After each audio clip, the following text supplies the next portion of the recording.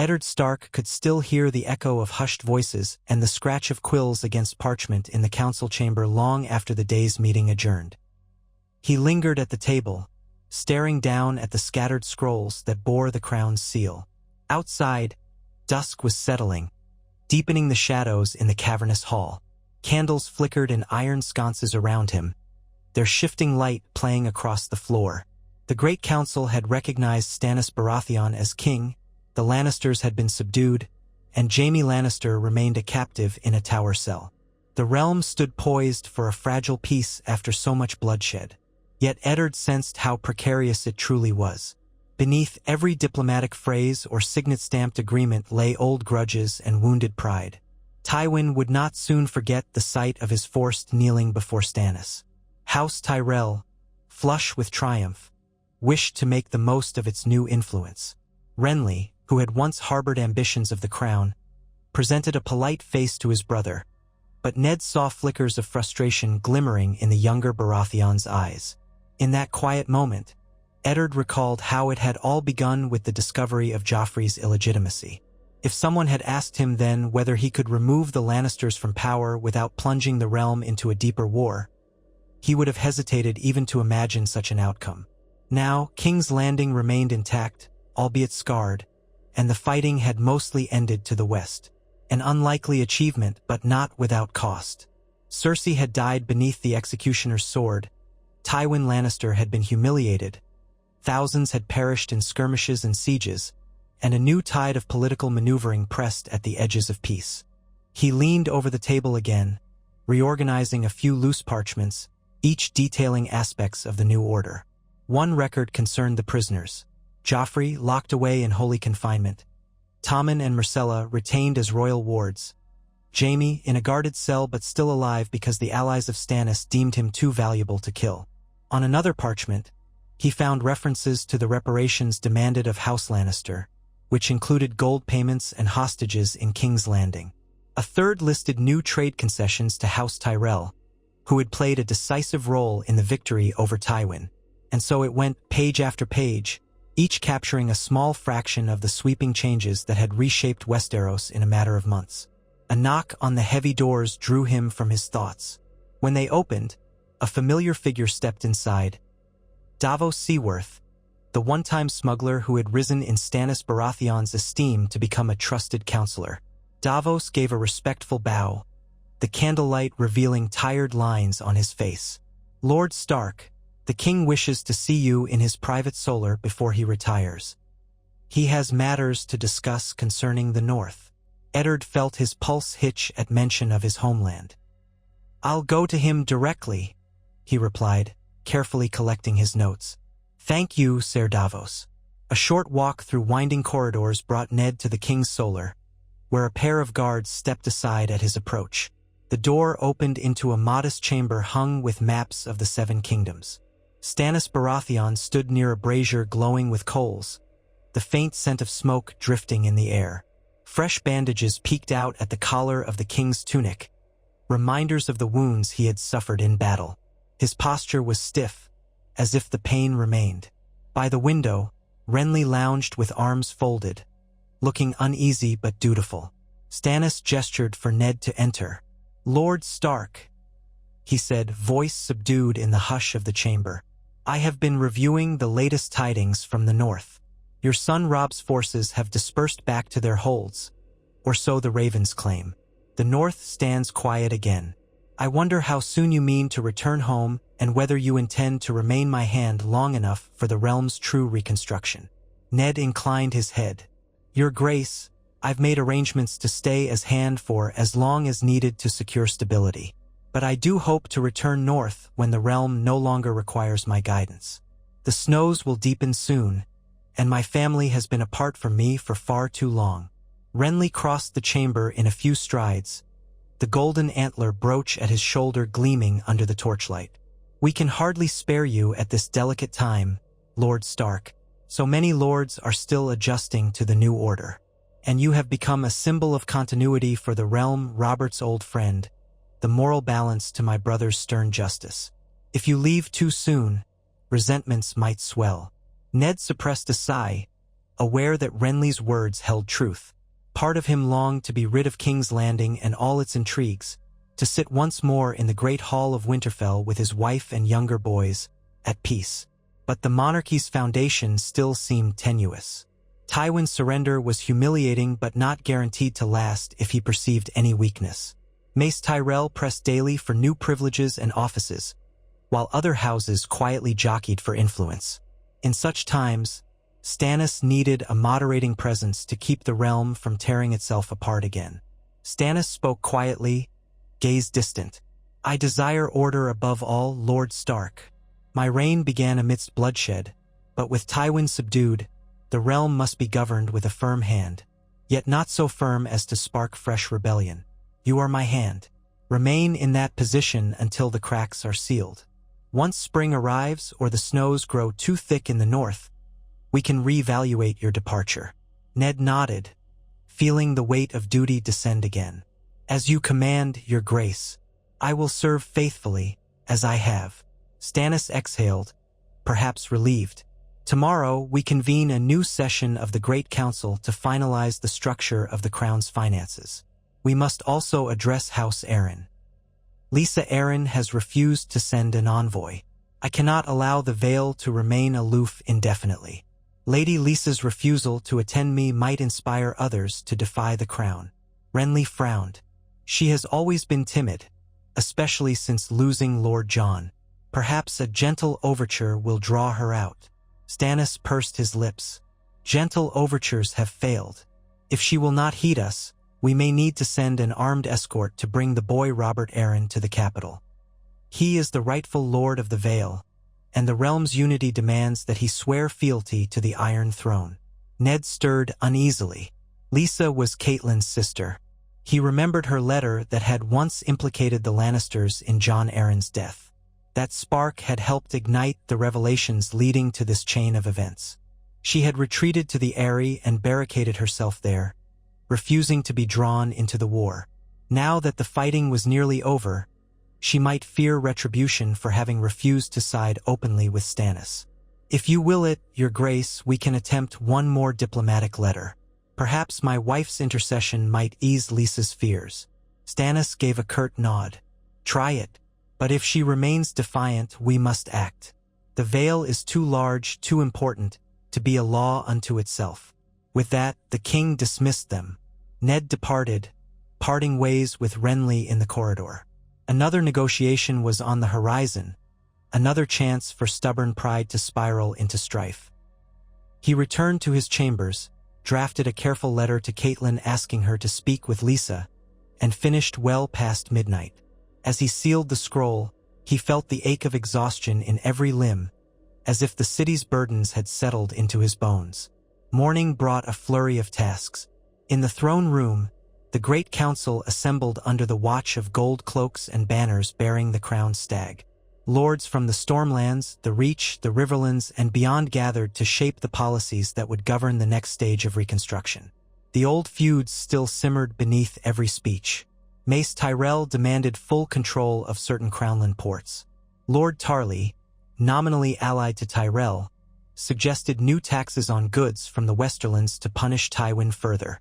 Representatives of House Rosby and House Hayford worried about their farmland ravaged by the war. In the midst of the noise, Eddard tried to keep the focus on forging consensus.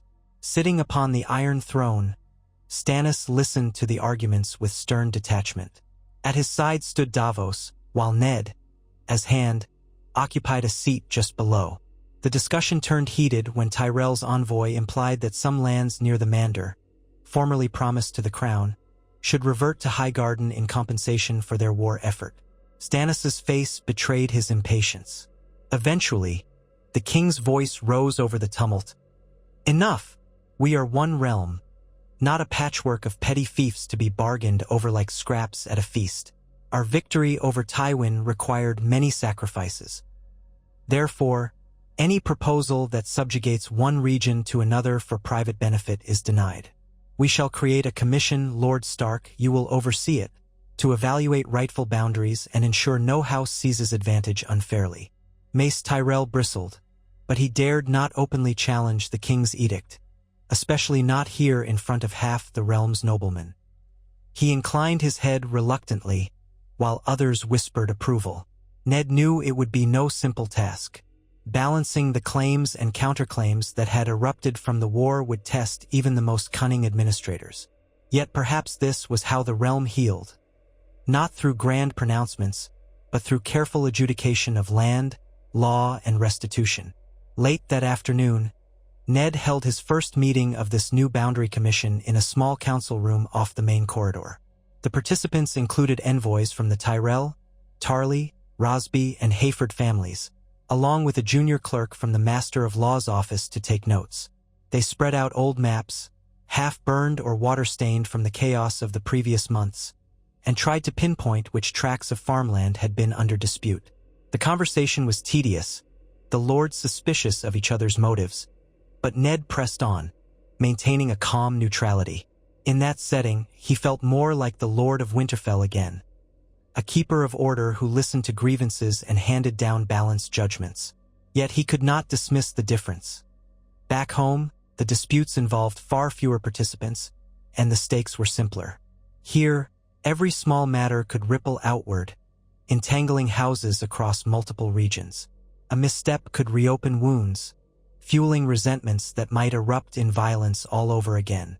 The session ran long, well past sundown. By the time Ned emerged, his temples throbbed from the strain.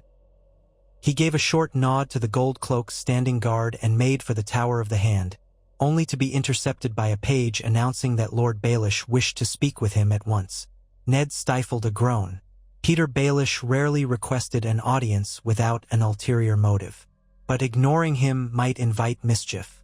So Ned followed the page to Littlefinger's new office in the castle keep, which the man had secured after the war gave him fresh opportunities to expand his influence.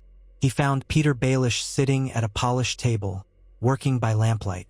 Accounts, ledgers, and receipts were neatly arranged, reminding Ned that Littlefinger had somehow ended up managing large portions of the crown's financial apparatus. That alone made Ned uneasy, but with the war's cost so high, they needed Baelish's cunning to prevent total bankruptcy. Littlefinger offered a half-smile, rising.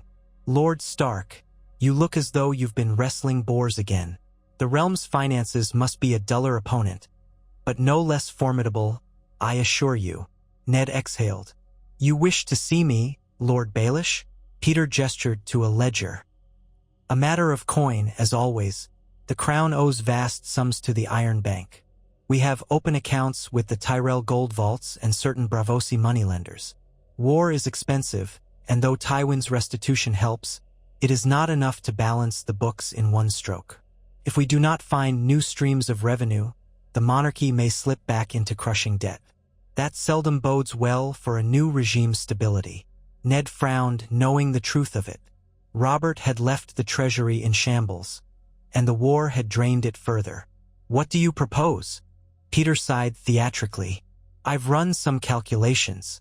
Increased port duties on goods from the Westerlands are tempting, but we must not push Tywin so far that he reconsiders his surrender. We could instead encourage new trade with Essos, especially if we reduce certain tariffs to lure foreign merchants. That might anger local traders who fear competition, but it could yield a fresh surge of revenue. Or we might offer a state-backed loan system to stimulate rebuilding in the Riverlands. The realm must function if we want taxes to flow." Ned rubbed his temples. "The king expects me to keep the realm from fracturing. I'll consider your suggestions, but I must consult him. We cannot sign pacts with foreign traders overnight. I also worry about further entanglement with the Iron Bank." Littlefinger shrugged lightly. "My job is only to present options. Yours is to judge them. Still, I advise prompt action. A realm flush with coin is less likely to revolt than a realm starved of it." With that, Ned took his leave, head buzzing with details. Reaching the Tower of the Hand well into the night, he found that Sansa and Arya had gone to bed, leaving only a single candle burning in the small hall. His dinner lay untouched on a tray. Too weary to eat, he slumped into a chair by the hearth, staring at the dancing flames. Once, so long ago, he had believed the realm's greatest threat was the truth of Joffrey's parentage. Now that threat had been swept aside, replaced by 1,000 smaller threats. The Game of Thrones never ended. It merely changed its pieces and rearranged the board. Eventually, he dozed off, awakening near dawn with a sore neck. Another day beckoned, full of negotiations and compromises. He roused himself, bathed, and made his way toward the kitchens for a quick bite. Along the way, a new rumor reached his ears.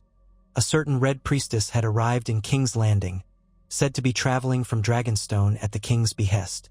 Melisandre, they called her, rumored to be a mysterious figure who had guided Stannis' faith. Ned recalled hearing whispers of her influence but had not expected her presence here, especially now that the war was done. Sure enough, when Ned arrived for the morning audience in the throne room, he spotted a tall woman in crimson robes standing near the dais. Her hair, a deep shade of copper, spilled around her shoulders, and her eyes gleamed with uncanny intensity. A ruby glowed at her throat, catching the torchlight. Stannis spoke to her quietly, the king's expression set in that usual mask, though Ned sensed a trace of caution in his stance. This was no ordinary counselor. As the audience began, Ned discovered that Melisandre offered Stannis spiritual counsel and claimed to see glimpses of the future in her flames. Some courtiers whispered that she had contributed to Stannis' victories, that her prayers summoned unnatural luck on the battlefield. Others dismissed her as a foreign fanatic. Regardless of the truth, Stannis held her in some regard. Now she stepped forward to address the assembled lords, her accent curling around each word. "My king," she said, her voice low and resonant. The flames whisper of unrest in the east.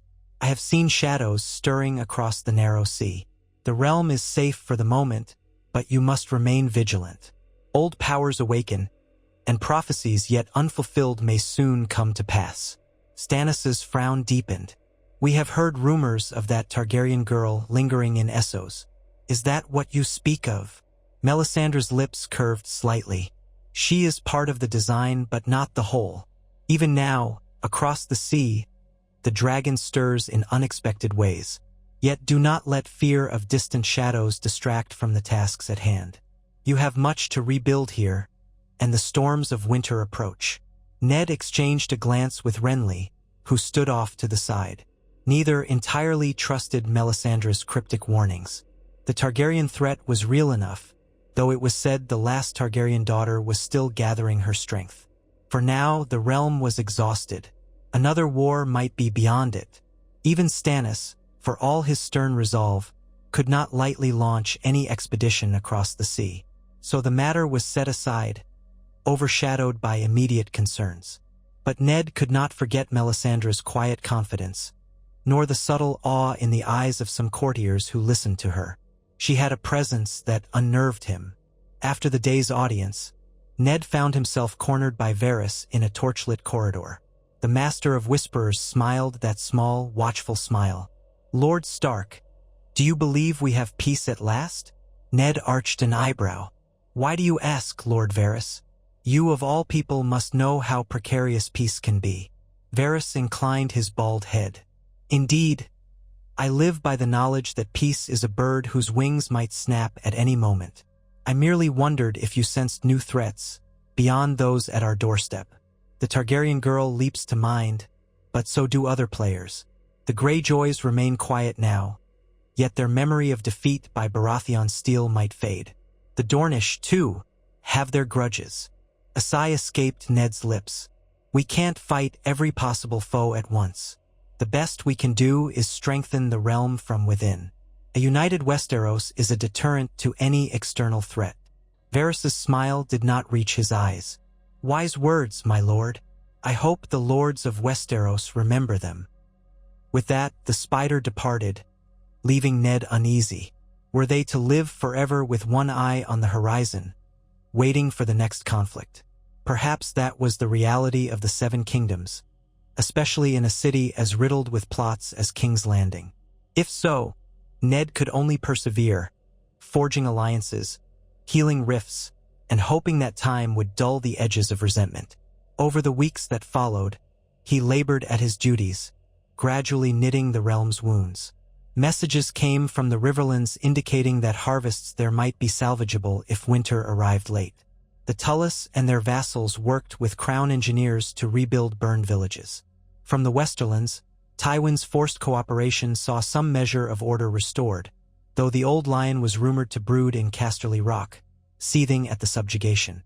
House Tyrell pushed further expansions of trade, leading to some friction with the merchants of King's Landing, but Ned mediated carefully, allowing for new routes that benefited all. Amid these labors, a quiet development caught Ned by surprise. A letter from Lysa Arryn arrived at last, in response to Catelyn's entreaty. It arrived by raven in the night, and Ned read it by candlelight. Lysa wrote in apologetic tones, insisting she had feared for the safety of her son, Robert, and had not wished to entangle the Vale in the war. Now, she professed willingness to send an envoy, so long as no harm would befall her or the boy. The letter was laced with a certain trembling paranoia, but it was a start. Ned presented it to Stannis the next day, advocating for a peaceful approach. Stannis, while irritated at Lysa's recalcitrance, agreed to let her send an envoy unmolested. Thus, in the early days of a crisp winter morning, a small retinue from the Vale rode into King's Landing. They bore the falcon banner of House Arryn, and at their head was a middle-aged knight named Ser Brynden Tully, the Blackfish, who had been in Lysa's service at the Eyrie. Ned greeted him in the courtyard, remembering Brynden from years past, though they had never been intimately acquainted. Brynden dismounted, wearing a half-smile under his graying mustache. "Lord Stark," he said, offering a respectful bow. "It's been some time. Lysa sends her regrets that she could not come in person. She hopes my presence will satisfy the king's demands for the Vale's tribute." Ned clasped his arm, smiling faintly at seeing another Tully kinsman. "Welcome, Ser Brynden. This is a relief to us all. Please, let us speak inside." They conferred in a modest audience before the king. Stannis was curt, demanding to know if the Vale would swear its fealty and contribute to the reconstruction. Brynden presented a letter from Lysa affirming the Vale's loyalty, though it contained a litany of conditions aimed at preserving Robert Arryn's authority. Stannis, in no mood for extended negotiation, barely managed to remain polite, but Ned intervened to smooth the edges. In the end, the Vale's envoy agreed to pay a small sum to support the crown's war debt, and confirmed that Robert Arryn would be fostered under an arrangement of mutual trust once he came of age. Stannis accepted the terms with mild annoyance, but a sense of closure settled around the matter. After the meeting, Ned found himself walking with Brynden through the Red Keep's corridors, recalling old memories of House Tully. Brynden cast a sardonic glance at the tapestries bearing the crowned stag. "So the realm belongs to Stannis now, and we are all bound to follow?" Ned gave a tight nod. "He is the rightful king by blood and law, and he has proven formidable. The war against the Lannisters has ended with Tywin's surrender. There's little appetite for more conflict, especially from a region that avoided the worst of it." Brynden shrugged. "True enough. The Eyrie stands high and secure, but Lysa knows the realm won't tolerate her isolation forever. Once the boy grows older, perhaps he can be fostered in safer times." Ned glimpsed a flicker of relief in Brendan's eyes. He knew the knight cared for young Robert, but also recognized that coddling him in the Eyrie might stunt his development. Politics always demanded compromise. At least, for now, the Vale question seemed resolved, another cornerstone in the fragile structure Ned labored to maintain. That same evening, a mild snowfall dusted the towers of the Red Keep, the white flakes dancing in the glow of torches. Eddard took a moment to walk the walls, accompanied by a single guard. He gazed out over the city, rooftops touched with pale whiteness, the air crisp. It reminded him of home, though the southern snow was so faint compared to the drifts that Winterfell endured. A pang of longing shot through him, imagining Catelyn, Bran, and Rickon huddled by the hearth in the great keep, safe from the cold. He heard footsteps and turned to see Robb approaching, wearing a heavy cloak lined with wolf fur. His son had ridden south from the northern host only recently, sending the bulk of their men back home after the war's conclusion. Robb's growth astonished Ned. He was no longer a boy, but a young man tempered by battle. "Father," Robb said, his breath misting in the cold air, "I heard you were walking the walls. May I join you?" Ned managed a small smile. "Always, my son. How do you find King's Landing now that the city is calmer?" Robb glanced over the battlements, expression pensive. "Calmer, yes, yet the tension still lurks, doesn't it? Every time I pass a group of gold cloaks or see the new banners, I'm reminded of the struggles we went through. And the Lannisters, well, I suppose peace has its price." Ned nodded. "Stannis is doing what he must to secure the realm. The Lannisters remain a threat if provoked, but Tywin's pride is checked. As for us, we have done our part. You've led the North's men with honor, capturing Jaime, ensuring the city was spared a worse fate." Robb lowered his gaze. "I only did what was necessary, father. The men who followed me deserve the real praise. They fought bravely." They paused, watching flakes swirl in the torchlight. At length, Robb spoke again, voice quieter. "Will we go home soon?" Ned exhaled slowly, hearing the yearning in his son's tone. "Not just yet. The king insists that I remain as hand until the realm is steady on its feet. Another year, perhaps. But there's no need for you to linger if your presence isn't demanded. You may return to Winterfell, ensure our lands are protected against the cold. You're almost of age, and you must learn to rule in my stead." Robb's face lit briefly with relief, then clouded with uncertainty. "I'd be glad to see home again, yet I wonder if the king expects me to stay as well. We are his vassals, after all." "The king understands the North's uniqueness," Ned replied. "He knows winter can be harsh, and the realm needs stable governance.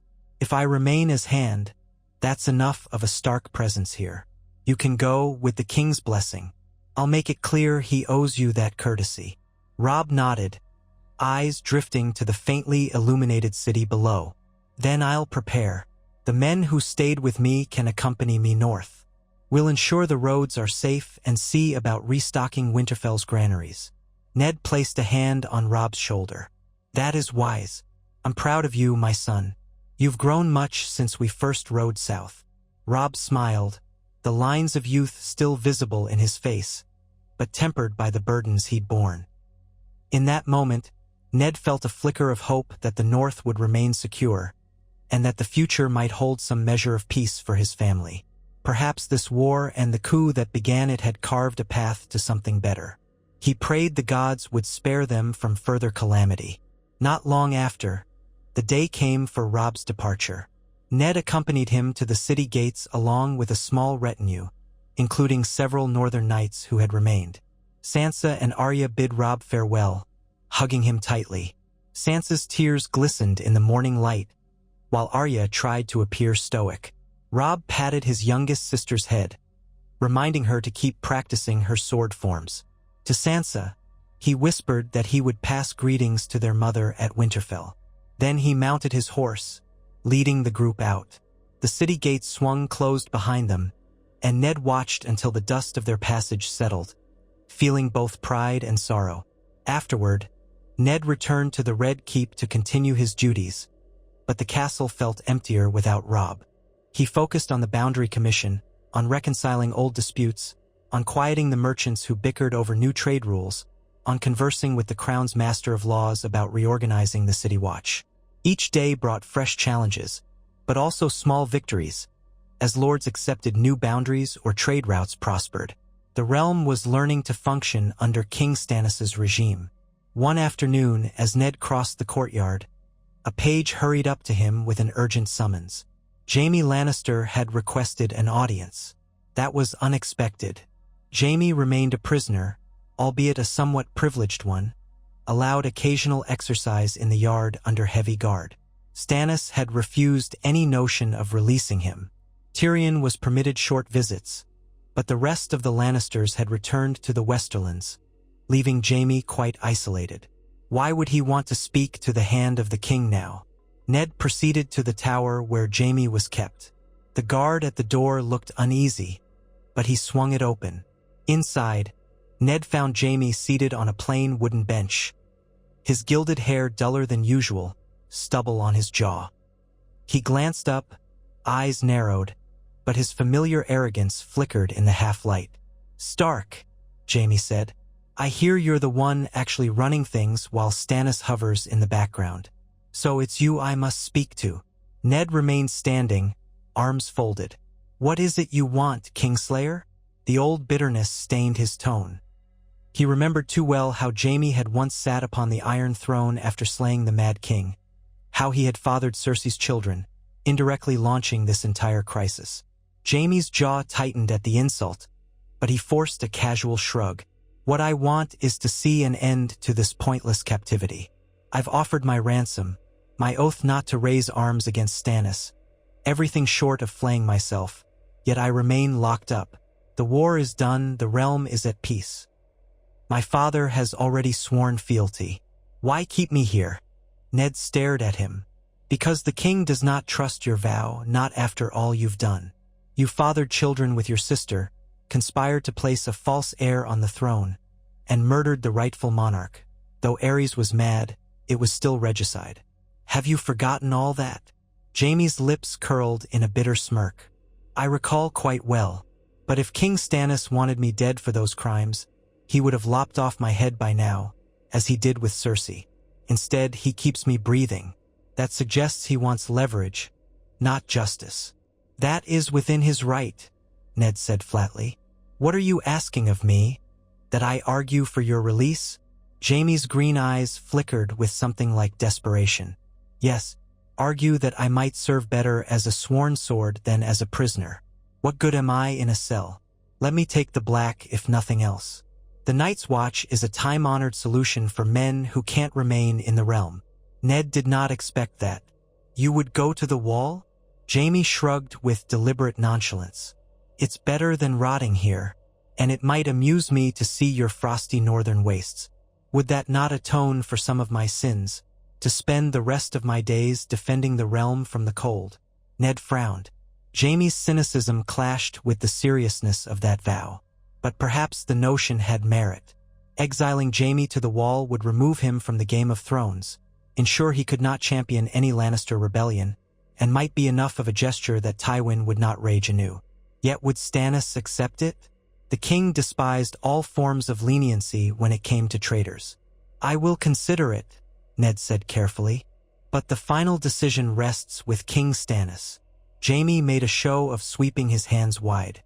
"Do me the courtesy, then. I'd rather face the cold than stare at these four walls until I go mad." Ned left the cell, pondering the request. That evening, he consulted briefly with Renly, who found the idea intriguing. It would rid them of a dangerous captive without enraging Tywin by outright execution. Renly suggested that Ned present it to Stannis. So Ned did in the privacy of the king's solar. Stannis's reaction was predictably hostile. "Why should I grant him mercy?" Stannis demanded, pacing.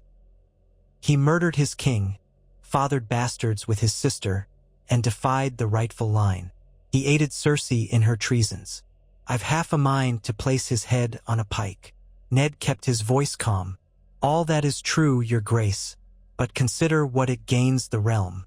If you simply kill Jaime, Tywin might brood further. If you free him without conditions, we risk betrayal. Sending him to the wall removes him from politics. He can harm no one there." Stannis paused, jaw clenched. A muscle twitched in his cheek. "You think the black cells of Castle Black will hold him better than the red keeps? He's cunning." Ned spread his hands. "He'd be bound by an oath and watched by the Night's Watch. If he deserts, it's punishable by death, as you well know. Men as proud as Jaime seldom relish a disgraceful end. He might actually keep his vow. And if he does not, it's no longer our problem."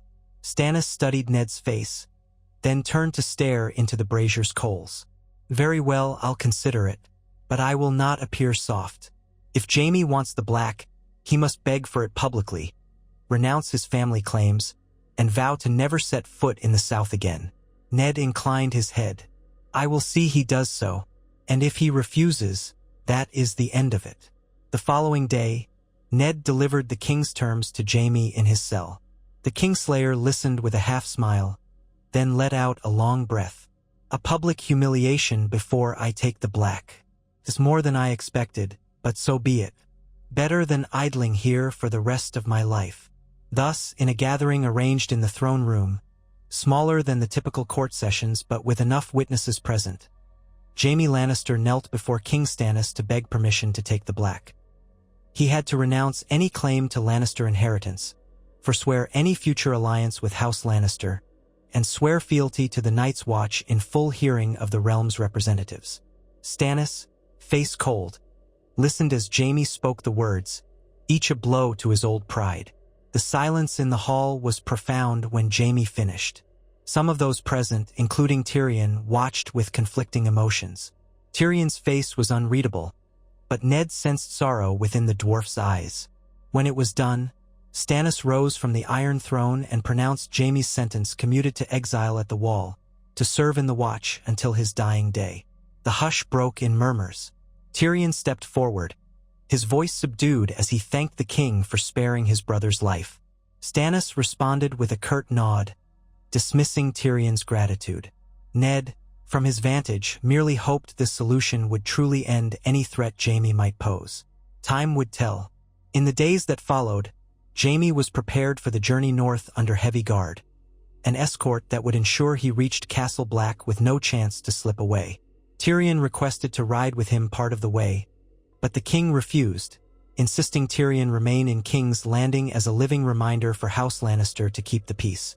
Tyrion did not protest openly, though Ned could imagine the bitterness that twist must have caused in him. Soon after, the small column departed, Jaime shackled until he reached the neck. The city watched him go with a mix of fascination and relief. Many had expected the Kingslayer to face an executioner's sword, but perhaps public disgrace and the austere life of the Night's Watch would wound him more deeply. Once again, Ned found himself reflecting on how far events had traveled since he first discovered the secret of Joffrey's birth. Now, the man who fathered that boy was trudging toward the cold, solemn heights of the Wall to live out his days among criminals and exiles. Weeks drifted by without major upheavals. The Boundary Commission made gradual progress.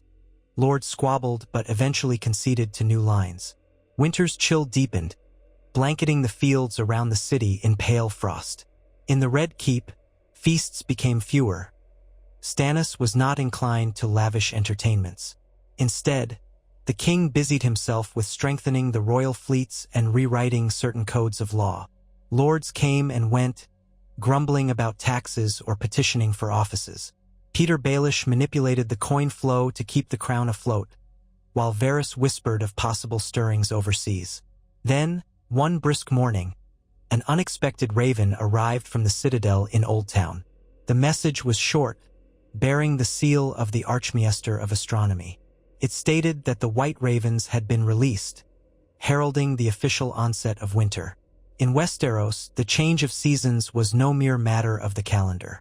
It carried profound significance for harvests, trade, and survival. A hush fell over King's Landing as the news spread. Winter was here in earnest. Ned stood in the courtyard, looking skyward, half expecting to see snow swirling. The city's climate was warmer than the north's, but soon the winds might turn fierce, and crops would wither. In the north, the snows would grow deep, possibly cutting off roads for months on end. If the realm was not prepared, famine could strike. The war had already left many fields barren or trampled. The challenge now became clear: to ensure that no region starved in the cold. He braced himself for the next wave of administrative trials. In the council chamber, Stannis presided over the discussion with unyielding resolve. We will ration the crown stores as needed. Every region must contribute. Let no one hoard grain, or they will face my wrath. Lord Stark, see to it that our supply lines remain open, and that the port tariffs do not stifle incoming food shipments. Ned nodded, exchanging a look with Littlefinger, who simply rubbed his chin. The treasury's meager state would complicate purchases of imported grain. House Tyrell might help, as the Reach had milder winters, but that cooperation would come at a price. Another tangle of negotiations awaited. Still, for all the hardships that winter threatened, Ned felt a grim satisfaction that at least the realm was not torn apart by war any longer. Men could focus on coping with the cold rather than slaughtering one another.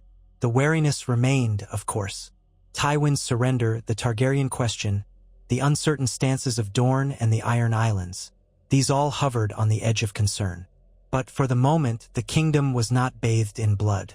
As days turned to weeks, the Red Keep's windows frosted at their edges. Stannis commanded that the city's orphans be given warm shelters, a gesture that seemed uncharacteristically merciful, though some said it was the influence of Davos or even Melisandre. Fires blazed in the keep's hearths, and courtiers draped themselves in thicker velvets and furs. Arya and Sansa spent more time indoors, reading or practicing needlework, though Arya still insisted on training with Syrio Farrell. Sansa, longing for the hot springs of Winterfell, occasionally voiced her wish to journey north, but Ned reminded her they must remain as long as the king required them. One day, while reviewing supply inventories in his solar, Ned received an unexpected visitor, Tyrion Lannister. The imp, permitted to roam the castle under watch, seldom approached Ned unless absolutely necessary. Ned motioned for him to speak. Tyrion's expression was subdued. "Lord Stark, I hope I do not interrupt you unduly. I come with a request. King Stannis has me caged here by obligations, but I would like permission to send a letter to my father. Despite everything, House Lannister must coordinate on certain familial holdings. Our finances are entangled across half the realm, and I would appreciate if the letter passed uncensored." Ned regarded Tyrion warily. "You know the king will not allow you to conspire with Tywin behind his back." Tyrion gave a thin smile. "Conspire? He might suspect as much. But the matter is simple. My father wants to settle inheritance questions now that Jaime has taken the black, and I remain the only other son. If these matters are neglected, confusion grows, which could threaten stability. Let me remind you that a chaotic Westerlands hurts the realm's unity." Ned pondered it. Allowing Tyrion to write freely was a risk, but if House Lannister was truly reorganizing after Jaime's disgrace, clarity might help avoid fresh tensions. "Very well," Ned said slowly. "You may send a letter, but I will have Varys deliver it. That is the best I can offer." Tyrion's eyes flickered with resignation. "As you say, my lord. I suppose that's the closest thing to trust I'll find in this nest of vipers." He bowed with mock formality and exited. Ned sighed. The realm's precarious alliances relied partly on letting Tywin Lannister see that the monarchy did not push him too far. If Tyrion could smooth those waters, so be it, as long as it did not give Tywin an opening to unravel the peace. The next few days brought a flurry of small crises. A group of bandits raiding villages in the Kingswood, a dispute between two minor houses over a boundary line near Rosby, an influx of refugees from the war-ravaged western marches, all seeking shelter in the capital against the harsh winter winds. Ned juggled them each in turn, feeling the exhaustion accumulate. At times, he remembered the simpler life of Winterfell with an ache so deep he could scarcely draw breath. Yet he pressed on, bound by oath to serve until the king deemed otherwise. On a gray morning, the winter sun barely above the horizon, Ned found himself summoned again to the throne room. He entered to see King Stannis standing at the foot of the Iron Throne, Melisandre at his side in her crimson robes. A hush lay over the room. Stannis's gaze locked on Ned the moment he appeared. "Lord Stark," the king said, voice echoing in the vast chamber. "You have served me ably as hand throughout these trials. The realm has begun to heal from the war. Tywin remains subdued, Jaime is at the wall, the Vale is reconciled, and the Tyrells are satisfied with their privileges. You have done all I asked." Ned inclined his head, heart thumping. He sensed a change in the air. "I am but a servant of the realm, your grace." Stannis's expression remained severe, yet beneath it lurked a note of acknowledgement. "Winter is here. Your homeland needs your guidance. I have decided you may return north in the new year, once the final details of the Boundary Commission are settled.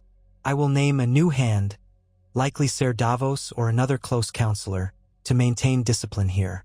That is your reward for loyal service, your freedom to go home." A rush of relief mingled with a tinge of sadness. Ned knew the realm might still face challenges, but to see Winterfell again, to stand by Catelyn's side, watch Bran and Rickon grow, and let Sansa and Arya reconnect with their roots. This was a gift he could not refuse. "Thank you, Your Grace. I vow that House Stark will always stand ready to defend the realm when called." Stannis gave a short nod. Then, in a gesture that surprised many, he offered his hand for Ned to clasp. Ned stepped forward and took it.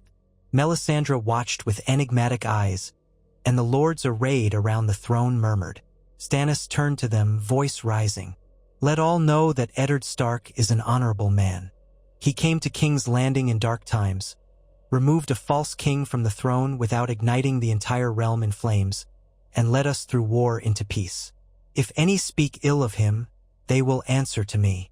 That brought a ripple of polite applause. Ned felt heat rise in his cheeks.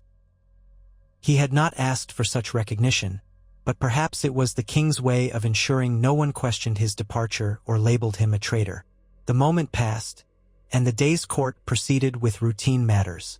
Yet Ned's thoughts had already turned north. He envisioned the journey. Sansa, Arya, and a suitable escort traveling over the King's Road, hopefully before the snows grew too deep. Even if the passes were difficult, they would manage with careful planning. In the weeks that followed, Ned wrapped up his responsibilities. The Boundary Commission reached final accords in most contested areas. The city's granaries were inventoried. Trade pacts with the Tyrells and certain Braavosi merchants were signed, ensuring a flow of essential goods. Stannis announced a new hand would be Ser Davos Seaworth, a decision that ruffled some noble feathers but which pleased those who admired Davos's honesty. Meanwhile, Melisandre lingered in the court, sometimes conferring privately with the king. Rumors spread that her visions foretold new trials for Westeros, but for now the realm remained calm. At last, after the new year began and the snow thickened around King's Landing's walls, Ned set a final audience with King Stannis to bid farewell. The king accepted his resignation from the office of Hand, praising him once more, then nodded curtly as Ned departed. Renly offered a handshake, half smiling, half melancholy, and muttered that the court would be duller without Ned's sense of justice. Littlefinger gave a mocking bow, while Varys voiced polite regrets at the departure of the kingdom's Rock of Honor. Tyrion, under watch, offered only a wry salute. The Tyrell lords, present for unrelated business, gave mild acknowledgments. And so it was done.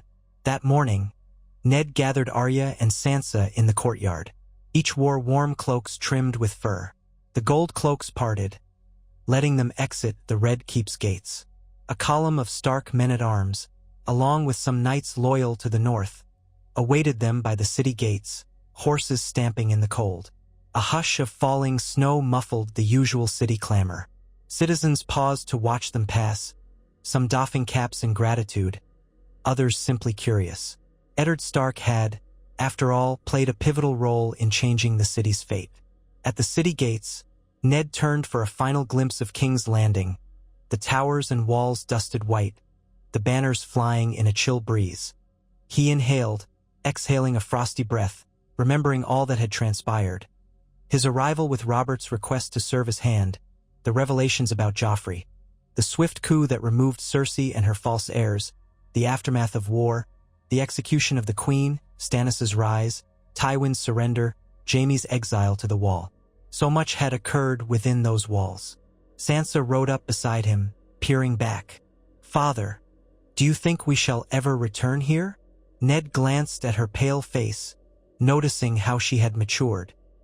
The horrors she had witnessed had changed her, but she retained some measure of youthful grace. "Perhaps someday when the realm requires it, but let us hope not soon. The north is our true home." Arya trotted up on her own horse, Syrio Farrell having taught her the basics of riding more confidently. She flashed a grin, though the mention of King's Landing departing from sight brought her an odd satisfaction. "Good riddance to the city of lies," she said, half joking, half serious. "Let's go where the snow is real, father." Ned could not help a faint chuckle. Onward, then. They passed through the gates into the open lands beyond. The King's Road stretched northward, though winter's grip made the journey uncertain. Still, Ned had arranged for stops at holdfasts loyal to the crown or to House Stark along the way, ensuring they would not starve or freeze. In time, they would reach Winterfell, and the family, at least those who still lived, would be reunited. As the column began its march, Eddard Stark turned his focus forward. He felt the crisp northern wind on his face, saw the endless gray sky overhead. The realm had been spared a greater war by his coup, though many lives had still been lost. Cersei's end, Tywin's grudges, Stannis' iron rule, these would echo for years. But for now, Westeros was not aflame. A semblance of order reigned, even as winter's snows blanketed the land. In that, Ned found the measure of success he had sought. A realm intact, an honest king on the throne, the Lannister threat contained. They traveled a day, the road lined with frosty shrubs, the cold intensifying. At dusk, they reached a small inn, where they lodged for the night. Sansa and Arya shared a cramped room, while Ned settled in a modest chamber with a shuttered window. Outside, the wind howled faintly. Tired from the day's ride, he pulled off his boots and sat on the bed, gazing at the flicker of the single candle. His mind drifted to thoughts of home. Catelyn's smile, Bran's bright eyes, the sound of the direwolves beyond the walls of Winterfell. He wondered if Rickon would even remember him well. So long had he been away. He pushed aside regrets. The path he had chosen had led to victory with minimal devastation. More conflict might still arise. Westeros was never truly free of turmoil, but at least Eddard Stark had done his duty, preserving the North and the rest of the realm from the fate that might have come had war ignited on multiple fronts after Robert's death. In time, historians might record it as a cunning, bloodless coup that unseated a false king, or a series of necessary sins to avoid a greater evil. Ned did not desire fame or glory. He only wanted the realm to endure, his family safe, the measure of justice upheld. Blowing out the candle, he slipped under a rough woolen blanket.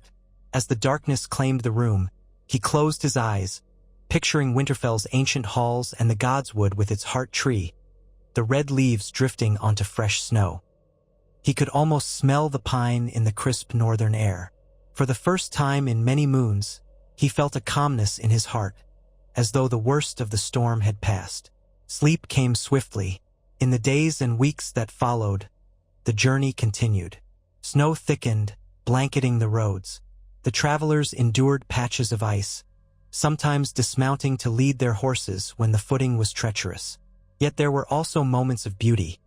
Moonlight shimmering on white fields, the hush of a winter dawn over forested hills. Arya marveled at the drifts, bounding ahead with youthful exuberance, while Sansa complained of cold toes, though she tried to remain brave. Ned guided them patiently, relying on his men who knew these roads well. When at last the distant towers of Winterfell appeared through the swirling snowfall, Ned's chest constricted with emotion. The ramparts stood as he remembered, the smoke rising from its chimneys, the hot springs steaming beyond the walls. He heard the muffled cheer of the men riding with him, also eager for home. A horn sounded from the gatehouse, and the portcullis rose. Within the courtyard, stable hands rushed forth, their breath misting in the chill. Ned helped Sansa and Arya dismount. The last time his daughters had seen Winterfell, their hearts had been full of simpler dreams. A figure emerged from the keep, Catelyn, draped in a fur-lined cloak. Her features reflected both joy and relief. Ned's throat tightened at the sight of her. He walked forward, and she met him halfway, arms enfolding him in a tight embrace that washed away months of anxiety. Sansa and Arya ran to her, and Catelyn drew them close, tears glistening. Ned heard a small voice cry out from the entrance, and there was Rickon, bigger than Ned remembered, with Shaggy Dog's green eyes glowing at his side. Behind them, an older, taller Bran stood, supported by hotter, yet smiling widely. The direwolf, Summer, padded beside them, muzzle dusted with snow. Warmth flooded Ned's soul. The days that followed at Winterfell brought a kind of healing. The family reacquainted themselves with one another. Ned walked the godswood, placing a hand upon the weirwood's gnarled trunk, feeling a sense of renewal in the old god's silent presence. Sansa settled into her old rooms, though she had changed from the girl who once dreamed of a perfect courtly life. Arya, meanwhile, resumed her sword practice under the watchful eyes of Roderick Castle, determined to keep honing the lessons Syrio had taught her. Bran told Ned about the crows he saw in his dreams, while Rickon demanded constant attention, not wanting to be left behind by older siblings. Catelyn moved about with measured grace, smiling more often now that her husband and daughters had returned. News still arrived from the south, of course, carried by ravens. Stannis's reign persisted. Ser Davos served as hand. Tywin Lannister remained quietly in the Westerlands, abiding by the humiliations forced upon him, though none doubted his bitterness lingered. The Riverlands continued to rebuild, assisted by Edmure Tully's leadership. Peter Baelish wrote a letter or two about finances, but Ned left it to the new hand to manage. The North had its own concerns, preparing for the deeper cold, overseeing the harvest that had preceded winter's onset, and ensuring each holdfast had enough supplies. Yet overall, a sense of calm reigned in Winterfell, a far cry from the treachery and fear that had plagued King's Landing. In quiet evenings by the hearth, Ned reflected on the precarious chain of events that had led to this outcome. If he had confronted Cersei openly from the start, war might have consumed the realm in a different shape, possibly worse. By choosing a swift coup, forging alliances behind the scenes, bribing the City Watch, and containing the Lannisters before they could rally, he had averted a full-scale civil war. A lesser conflict had followed, but with Tywin forced to yield once Stannis mustered enough allies. Now the realm stood battered but intact, with an unchallenged king on the Iron Throne. Indeed, the North could breathe more easily than it ever could have if the Lannisters had ruled unchecked. Sometimes, at the edge of sleep, Ned felt the ghosts of guilt pressing upon him. Faces of those who had died, the memory of Cersei's final moments, Joffrey's wailing at his confinement, the charred ruins of villages. Yet that guilt no longer consumed him. He had done what he must to protect the innocent from a greater bloodbath. The realm's future was never guaranteed, but at least he had guided events toward relative stability. His duty, as he saw it, was fulfilled. Winter deepened, and the snows piled high against Winterfell's walls. The hot springs kept the castle livable, their steam rolling out across the courtyard on frigid days. Ned established a routine of overseeing the stewards, ensuring no outlying holdfasts starved, conferring with the local lords who visited or sent ravens. He took Sansa and Arya to the crypts beneath Winterfell, showing them again the resting place of their ancestors, teaching them the importance of the North's traditions. He oversaw a harvest feast, modest compared to the times of plenty, but still filled with the warmth of kinship. The direwolves prowled happily, reminding everyone that Winterfell was safeguarded by more than just walls. Life settled into a steady rhythm, and as the fierce heart of winter took hold, rumors of trouble from the south grew distant. On rare occasions, ravens arrived with minor updates. Sometimes they mentioned the Targaryen girl across the sea or fresh tension in Dorne, but none of it seemed immediately pressing. Stannis, from all reports, maintained order, though his severity made some lords chafe. Peter Baelish kept the crown's coffers from collapsing, aided by increased trade. Ser Davos oversaw justice with a fair, if humble, hand. Tyrion lingered, writing witty letters that occasionally reached the north, though their contents were rarely about politics. More often they spoke of the city's ironies, or jokes about court life under Stannis. Through it all, Ned felt relief that he was no longer entangled in the daily swirl of those intrigues. He was home with his family, guiding the North through the winter months. Day by day, he felt the old comforts of Winterfell restore his sense of peace. He watched Sansa laugh again at a silly jest by Arya, saw Catelyn's eyes bright with contentment at the family's wholeness, observed Bran's slow acceptance of his limitations and new gifts of insight. Rickon's bounding energy made the halls echo with childish excitement, and Ned remembered again the sweetness of youth. Thus, the weeks turned into months. The heavy snows came early that year, but Winterfell managed. No sign emerged that the realm's tenuous peace would break. Tywin's humiliating surrender, Jaime's exile, the scattered remains of the war. none had reignited conflict. King Stannis's unyielding hand had quashed any major disturbance, for the time being. Perhaps, in a year or two, the realm might face new challenges, whether from Dorne, the Iron Islands, or the rumored Targaryen threat overseas. But for that winter, at least, Westeros lay quiet under its white mantle. And Eddard Stark, who once stood on the brink of war when he discovered the Lannisters' secret, at last found a measure of rest in the seat of his forebears. Snow fell, hearth fires burned, wolves prowled, and the North endured, waiting patiently for the day when spring would melt the icy drifts and open the roads once again. No matter how cunning the Game of Thrones became, or how often kings rose and fell, there would always be the North, ancient and steadfast, as long as those within it held to their honor and their bonds of love. So ended the tale of how Eddard Stark dethroned the Lannisters in a swift, decisive coup rather than waging open war, thus changing the course of the realm's history. Though many battles followed, the catastrophic bloodshed was mitigated, and the Seven Kingdoms emerged under King Stannis's rule, poised to face whatever future storms might come. Ned, reunited with his family in Winterfell's peaceful shadows, could finally lay down his sword in contentment, having served the realm with the blend of honor and guile that such times demanded. In the end, that fragile peace, cradled in winter's silent embrace, was testament enough that even in a land so often cursed by war, hope could still grow like a small green shoot pushing through the snow.